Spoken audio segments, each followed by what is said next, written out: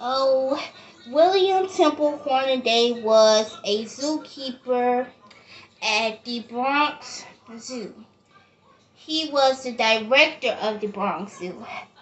And Ota Benga. What is the medical event that is happening? Well, there is really no medical event happening, but there is the humane treatment and exploitation of Ota Benga. Now, was this medical study designed to test the treatment based on race or gender? No, this was not a designed medical study. Rather, it was an act based on exploitation and race. Now, the vulnerable population presented in the biological event is Osa Benga, a member of the Matui, the MBUTI pygmy community, and they were targeted because these people were exploited due to their background and lack of power. Now, probably during this time, they probably drugged Ota Benga using these drugs. Now, okay. So now, basically, I'm going to rap a little bit. Okay, so here we go. William Temple Hornaday was a zookeeper. He wanted to draw attention to the public, so he got a person and locked him up in the cage and used him for exploitation. Many people came to see him around the world, and basically, this medical study was based on race. This medical study was considered humane and unethical because a person was locked up in a cage. He violated the normal codes. Now, these people were seen as a vulnerable population because they were seen as marginalized, they lacked power, and they were subjected to systematic racism and colonism. Now, the goal of the study was a study that was a deeply unethical study, racially reinforcing non-Western people as inferior.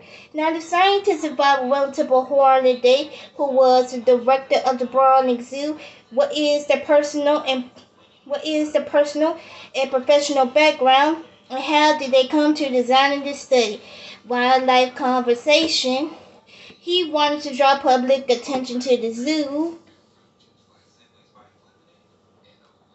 Now, these are the four principles, the bioethical principles. Autonomy, deny participants the right to make informed decisions. Justice is targeting a marginalized group or people or persons unfairly. Benefice is failing to act in the best interest of the participants in study. Non-affiance is causing harm by withholding treatment. Now, the Havana Subnani tribe in the 1990s, they were collecting blood samples under the pretense of studying for diabetes affecting their community. Later on, without their consent, they were used for unrelated genetic research, including studies on inbreeding schizophrenia and human migration patterns.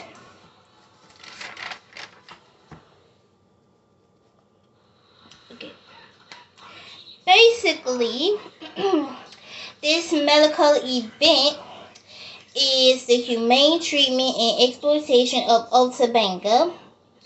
This medical study was based on race and gender. No, this was not designed study, rather an act based on race and exploitation. The vulnerable population is Ota Benga, a member of the Matubi pygmy population. were exploited due to his background. Why was this community seen as a vulnerable population? The Matubi Pygmy community were seen as marginalized, lacked power, subjected to systematic racism and colonial exploitation. The goal of this study was a deeply unethical supply, racially reinforcing non-Western people as inferior. William Temple Hornaday is the scientist involved, the director of the Bronx Zoo. His personal and professional background, and how did they come to designing this study? Wildlife conservation, and he wanted to find a way to draw public attention to the zoo. And the event that I connected it to is the Havanani tribe of the 1990s. Okay, we can also base this presentation on how black people were humiliated and considered inferior to white people during the civil rights movement, slavery. But these people, they didn't know any better because Ortega Benga was basically snatched away from his home. He was in this new environment. He had all these he was in all these new surroundings, and he didn't know where he was. So he didn't know what to do. So Ortega Benga, he is part of a population that is effective. So William Temple Hornaday was the zoo director at the Bronx Zoo, and he wanted to find some way to draw public attention. So he decided, you know what? I'm going to get a person and I'm going to lock them in a cage and I'm going to display them as an exhibit for everyone to see. So basically what he does is Ortega Benga, he is locked in a cage. He has his arrows and everything. And by the way, Ortega Benga also suffered psychological distress. Unfortunately, I think he took his own life about like a few years later. I don't know if he died of natural causes or not, but let's dive back in. So William Temple Hornaday was a director at the zoo. He wanted to draw attention, but he didn't know what to do. Until one day he came upon what he considered his salvation. A person of a lower community could probably save him.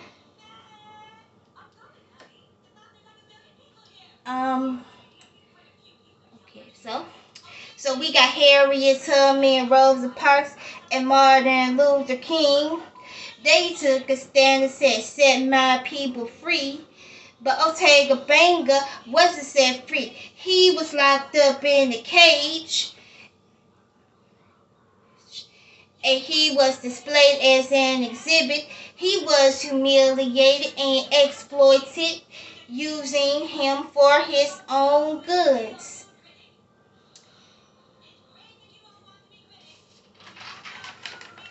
Okay, now we're going to dive into the citations, which is nymag.com,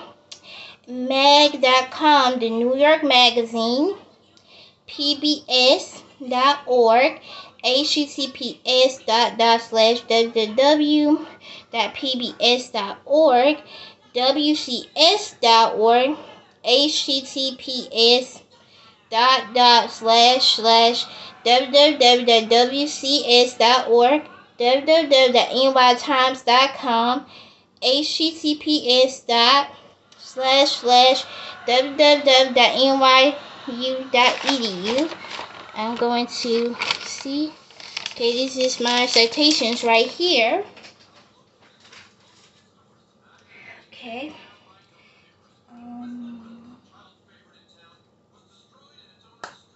So basically, Ortega Benga, he was locked up in a cage.